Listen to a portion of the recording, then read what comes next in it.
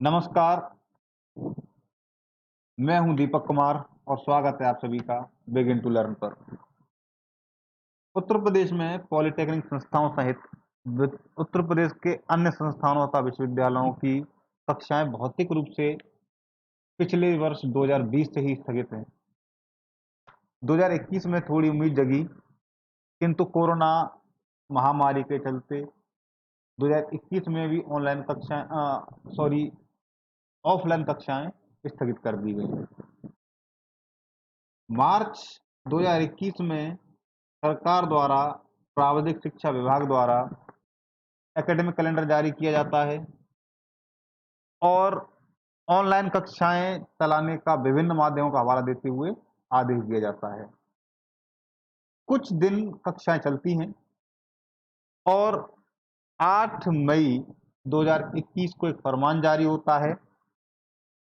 उसमें 15 मई 2021 तक कक्षाएं स्थगित करने का आदेश दिया जाता है।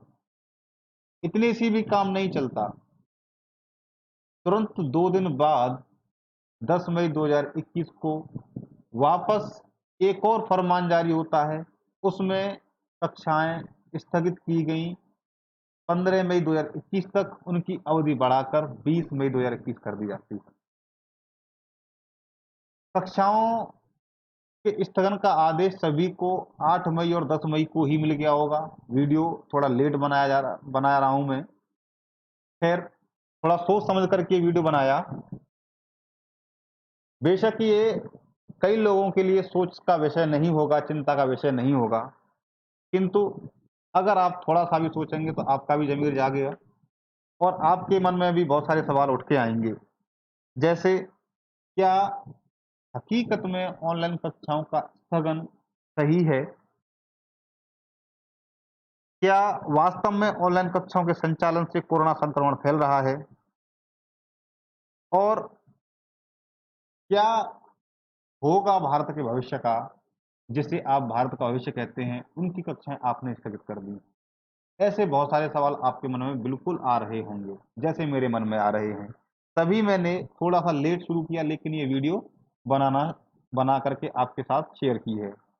तो आप देख रहे होंगे थंबनेल में लिखा हुआ है, क्या भारत विश्वगुरु इस प्रकार बन पाएगा? क्या हकीकत में कोरोना संक्रमण ऑनलाइन क्लासेस चलाने से फैल रहा है? मेरे हिसाब से मैंने आपके लिए यहाँ भी वीडियो में दोनों ही लेटर को साझा कर रहा हूँ। तो सबसे पहले दोनों लेटर को हम पढ़ते हैं, जिनका मैंने हवाला दिया है, इन दोनों का ज़िक्र किया है। तो सबसे पहले पहला वाला लेटर आपके सामने स्क्रीन पर ये है।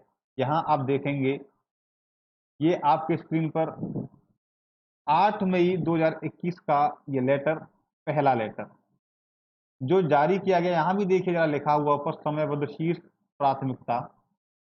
शीर्ष प्राथमिकता पर इस लेटर को रखा गया है। समझ सकते हैं कोरोना महामारी के चलते ये कदम उठाया गया और सुनील कुमार चौधरी जो विशेष सचिव हैं उत्तर प्रदेश शासन के, उन्होंने इसे भेजा है। कहाँ-कहाँ के लिए भेजा है? AKTU doctor APJ Abdul Kalam प्रावैधिक विश्वविद्यालय लखनऊ के लिए है। हरकोट बटलर प्रावैधिक विश्वविद्यालय लखनऊ के लिए, मदन मोहन मालवीय प्रौद्योगिक विश्वविद्यालय गोरखपुर के लिए, समस्त शासकीय अनुदानित अभियंत्रण संस्थान राजकीय इंजीनियरिंग कॉलेजों के लिए। उसके बाद अंत में देखिए, प्रावैधिक शिक्षा उत्तर प्रदेश कानपुर के लिए, ये पॉलिटेक्निक के लिए। तो अब आपकी समझ में आ गया कि ये समस्त विभागों को इसमें सम्मिलित करके पॉलिटेक्निक समेत विभिन्न विभागों को इसमें शामिल किया गया है। अब देखेंगे जरा विषय क्या डाला है इसमें। विषय डाला हुआ है कोविड-19 महामारी के दृष्टिगत प्रदेश के तकनीकी विश्वविद्यालय अभियंत्रण संस्थाओं, राजकीय अनुदानित स्व-वित्त पोषित पॉलिटेक्निकों को संचालित किए जाने के संबंध में दिशा निर्देश। उनके संचालन के लिए संचालन संबंधी दिशा निर्देश इसमें दिए हैं। आगे पढ़ेंगे तो आपको पता चलेगा। उपरोक्त विषयक शासन के पत्र संख्या, ये है डाली है यहाँ पत्र संख्या, दिनांक 24/3/2021, जिस दिन एकेडमिक कैलेंडर जारी हुआ था, का संदर्भ ग्रहण करने का कष्ट करें, जिसके द्वारा कोविड-19 महामारी के दृष्टिगत लॉकडाउन की अवधि में पठन पाठन भौतिक रूप से आरंभ किए जाने के संबंध में दिशा निर्देश दिए गए थे। तो मैं पहले ही बता दिया है कि भौतिक रूप से दिशा निर्देश दिए थे, भौतिक रूप से कक्षाएं नहीं चलेंगी। ऑनलाइन कक्षाएं चलाने का आदेश 24 मार्च के एकेडमिक कैलेंडर में दिया था और विभिन्न माध्यमों जैसे YouTube, Google classroom, zoom class, इस तरीके के विभिन्न एप्लीकेशन और ऑनलाइन सोशल प्लेटफॉर्म का हवाला दिया था। इनके माध्यम से ऑनलाइन कक्षाएं चलती रहेंगी। इसके बाद क्या होता है, अब 8 मई पर वापस से लौट के आ जाएं तो यहाँ देखेंगे इस संबंध में सम्यक विचारोपरांत उक्त शासनादेश दिनांक 24/3/2021 को आंशिक रूप से संशोधित कर दिया गया है इन्होंने। तो यहाँ इनको आदेश दिया हुआ, इनको निर्देश दिया है कि कोविड 19 महामारी के दृष्टिगत प्रदेश के तकनीकी विश्वविद्यालय, शासकीय अनुदानित अभियंत्रण संस्थाओं, राजकीय इंजीनियरिंग कॉलेजों एवं राजकीय अनुदानित स्व-वित्त पोषित पॉलिटेक्निकों के परिसर दिनांक 15/5 तक भौतिक रूप से बंद रहेंगे। चलिए मान लेते हैं भौतिक रूप से आपने पहले ही बंद किए थे और परिसर में किसी भी शिक्षक, छात्र छात्राओं तथा कर्मचारी अथवा अधिकारी की उपस्थिति नहीं रहेगी। संपूर्ण रूप से बंद कर दिए गए संस्थान। उक्त अवधि में ऑनलाइन कक्षाएं भी स्थगित रहेंगी। और चलिए आपने भौतिक रूप से बंद कर दिए, कोरोना महामारी का आपने हवाला दिया, ये आपका कदम सराहनीय है, काबिल तारीफ है। इसके बाद अगर आप देखेंगे आगे बढ़ रहे हैं तो यहाँ देखेंगे ऑनलाइन कक्षाएं भी स्थगित रहेंगी। अब ऑनलाइन कक्षाएं तो समस्त अधिकारी, कर्मचारी या शिक्षक अपने घर पर विभिन्न उपकरणों का इस्तेमाल करते हुए, इंटरनेट आजकल हर किसी के पास है, ये कॉमन सेंस की सोचने वाली बात है। सभी लोग घर पर बैठकर ही अपनी ऑनलाइन कक्षाएं उपलब्ध करवा रहे थे। मैं तो अपने घर पर बैठकर ही करवा रहा था। तो इन्होंने ऑनलाइन कक्षाओं को भी स्थगित कर दिया।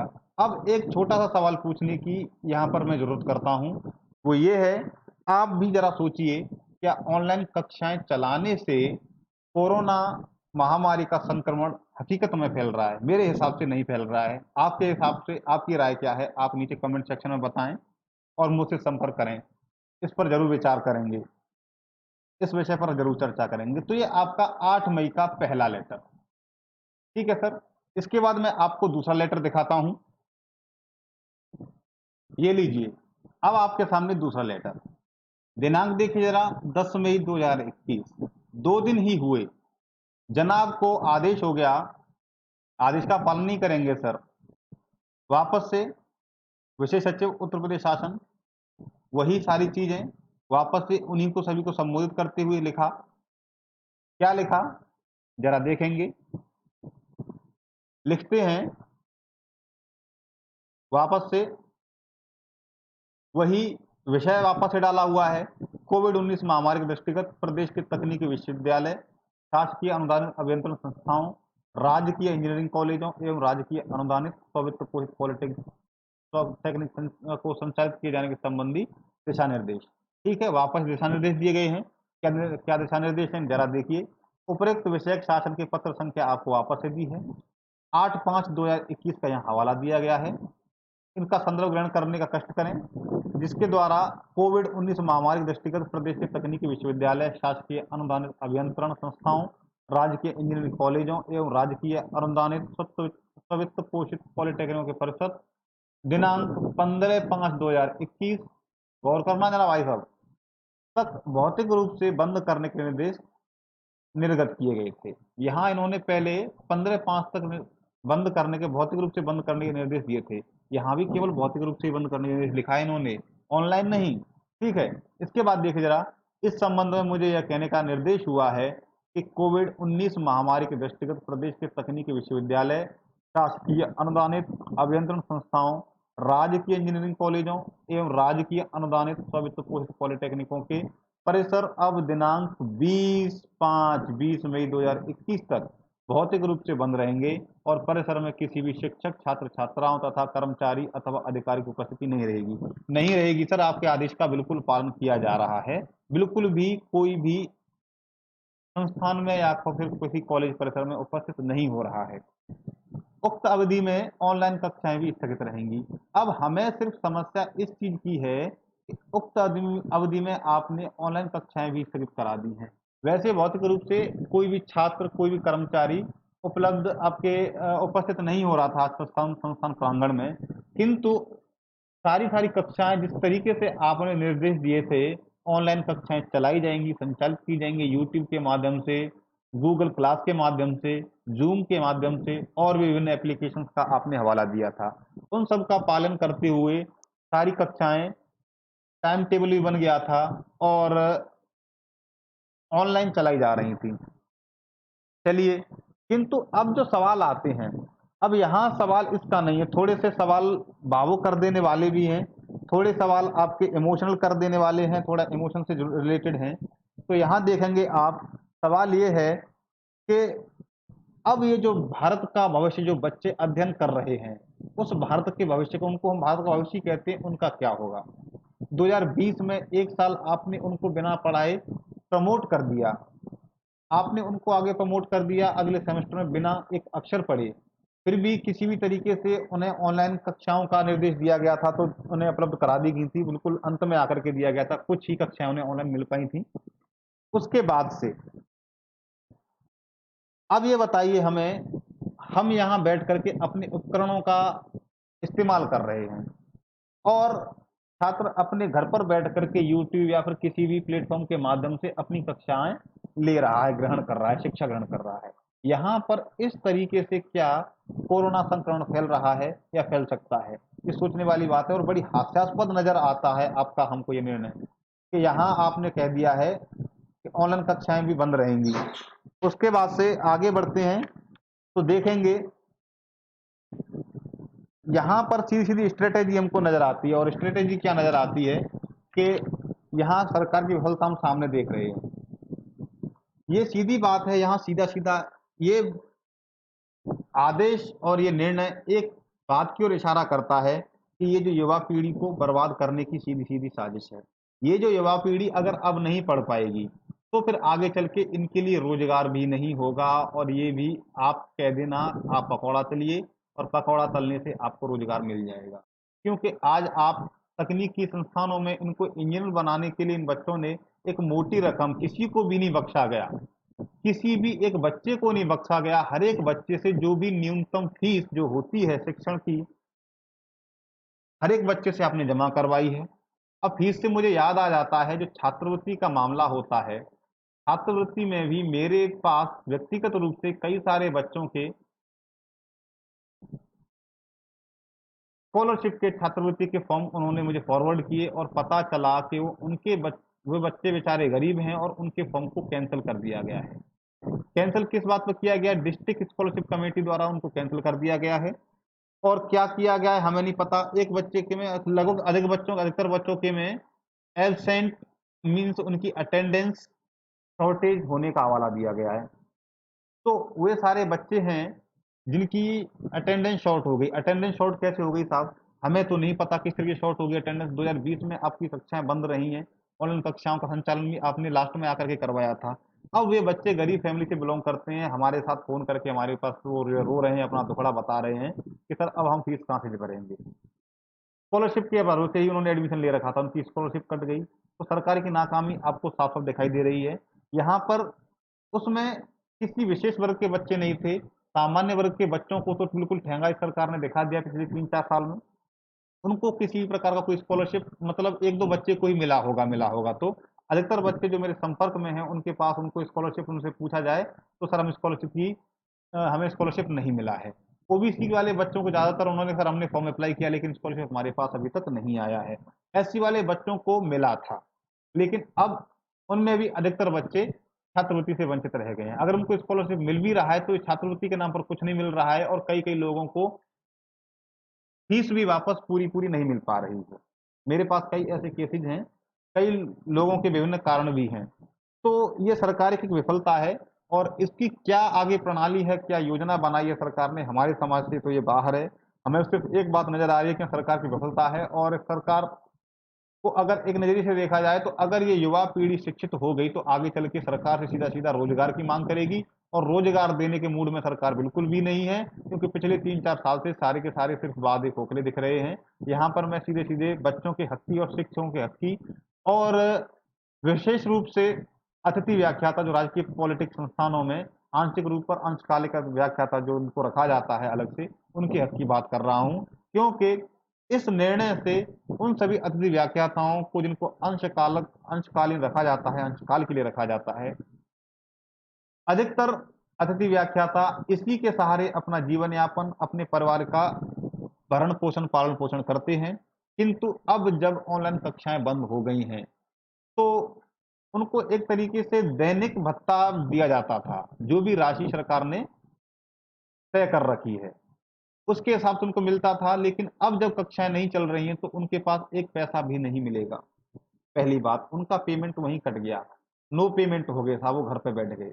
दूसरी बात, वो घर पे बैठ गए क्योंकि पॉलिटेक्निक संस्थानों में अधिकतर जहां भी देखा जाएगा स्टाफ की कमी के चलते अतिथि व्याख्याता ही कक्षाएं लेते हैं। तो वहां पर अब अतिथि व्याख्याताओं की कमी हो गई है, ऑनलाइन कक्षाएं भी स्थगित कर दी गई हैं, क्योंकि अतिथि व्याख्याता ही कक्षा लेते हैं, अतिथि व्याख्याता शिक्षण कार्य को ज़्यादातर देखते हैं। वहाँ पर आप देखेंगे, पता चलेगा कि बच्चे घर पर बैठ गए, अतिथि व्याख्याता भी घर पर बैठ गए। दोनों तरफ से नुकसान किसका है? दोनों तरफ से नुकसान युवा पीढ़ी का भी है, और अतिथि व्याख्याता जिनका घर पॉलिटेक्निक संस्थान के सहारे एक तरीके से छोटे-मोटे दैनिक मजदूरी वो करते थे संस्थानों में, उसके सहारे चलता था, और अब वो भी घर पर हाथ धरे बैठे हैं। बेचारे इंतजार कर रहे हैं, जिस दिन आदेश आएगा हम पढ़ाएंगे और हमें छोटा-मोटा जो भी पैसा बनेगा वो हमें मिल जाएगा। ठीक है? तो ये सीधा-सीधा युवा पीढ़ी के शिक्षा के अधिकार का हनन किया जा रहा है, जबकि भारत सरकार का संविधान में साफ-साफ दिया है, शिक्षा का अधिकार आपका, हर किसी का अधिकार शिक्षा पर है और शिक्षा हर किसी को मिलनी चाहिए। लेकिन यहाँ पर ऑनलाइन कक्षाएँ बंद करा देने से, सीधी बात बार-बार वही रिपीट करूँगा मैं, मेरी समझ में अभी तक नहीं आ रहा है, वीडियो बनाने तक मेरी समझ में नहीं आ रहा है कि क्या सोच करके ऑनलाइन कक्षाएँ बंद कराई गई हैं। इसमें सीधा-सीधा सरकार का ही फ़ायदा नज़र आ रहा है और किसी का फ़ायदा इसमें नहीं नज़र आ रहा है। और ऐसे बच्चे जो फाइनल ईयर में हैं, पॉलिटेक्निक की फाइनल ईयर में आ गए, या फिर किसी भी शिक्षण संस्थान में जो भी डिप्लोमा या डिग्री कर रहे हैं, वहाँ पर जो फाइनल स्टेज पे आ गए हैं बच्चे, उनका क्या होगा? क्या उनको प्रमोट कर देंगे? सर नहीं करेंगे, रिज़ल्ट डिले हो जाएगा। हम सभी बिल्कुल इस संवेदनशील स्थिति में हैं कि देश महामारी से जूझ रहा है। किंतु इस प्रकार एक तो वैसे ही महामारी का दौर चल रहा है, रोज़गार खत्म हो रहे हैं हर तरफ से, लेकिन आपने ये निर्णय और ले दिया, ये दे दिया, अब जब बच्चे शिक्षित नहीं होंगे, उनके भविष्य का क्या होगा? सीधी बात है, पकौड़े तलेंगे। ठीक है? तो यहाँ पर आप देखेंगे कि सीधी-सीधी बात है, ना तो सरकार बच्चों को शिक्षा देना चाहती है, और ना ही जब वे बच्चे शिक्षित होकर के रोज़गार की माँग करेंगे, जब शिक्षा ही नहीं मिलेगी तो रोज़गार की माँग कहाँ से कर लेंगे? ठीक है, अभी रोज़गार आपके हाथ से छीन लिया है। अगर आप मेरी बात से सहमत हैं, तो आप इस वीडियो को जल्दी से जल्दी वायरल करें, ज़्यादा से ज़्यादा शेयर कर दें, और कमेंट सेक्शन में अपनी राय मुझे ज़रूर दे दें कि क्या आपको लगता है ये वीडियो में जो भी मैंने वक्तव्य दिए हैं क्या सही हैं? आपके नज़रिए से क्या कहना है? अगर जो भी आप अपनी राय देना चाहते हैं, तो कमेंट सेक्शन में मुझे दे दीजिए। दूसरी बात यहाँ सबसे लास्ट में मैं ये कहना चाहूँगा कि ये है कि कोविड-19 के लिए हमको सबको इस समय बहुत ही ज़्यादा सहानुभूति भरा और बहुत ही ज़्यादा नाज़ुक समय ये चल रहा है। इस समय सभी को बिल्कुल सतर्क और स्वस्थ घर पर रहने की ज़रूरत है। तो सभी आप अपने घर पर रहिए, किसी को बाहर निकलने की ज़रूरत नहीं है। लेकिन एक अपील मैं सभी से ज़रूर करूँगा कि आप कम से कम, सरकार नहीं सोच रही है, तो जितनी भी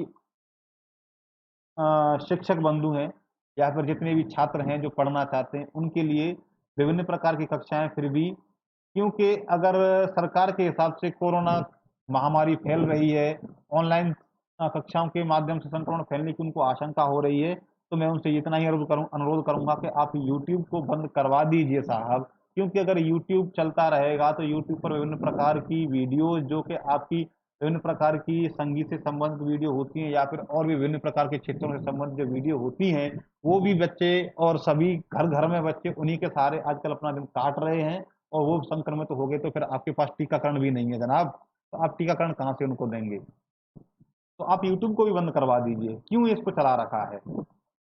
हद होती है बेशर्मी की, इस तरीके के निर्णय लेने की, पता नहीं क्या सोच कर के इस तरीके के निर्णय लिए जाते हैं। गुस्सा बहुत बार आया, लेकिन इस तरीके से हम यहाँ गुस्सा कब तक निकालेंगे? बस मैं आप सभी से आपकी राय माँगता हूँ, वीडियो को फॉरवर्ड करिए, और अगर आपको मेरी बात पसंद आ रही है, तो ज़्यादा से ज़्यादा वीडियो को फॉरवर्ड करिए और सभी को आप सचेत और जागरूक करिए। मैं छात्रों से अनुरोध करता हूँ, आपको अगर किसी भी प्रकार की मेरे विषय से संबंधित सहायता चाहिए, तो बिल्कुल तत्पर, मेरा नंबर पब्लिक है, वहाँ पर आप कॉल कर सकते हैं, और आपके लिए मैं रेगुलर वीडियो डाल ही रहा हूँ।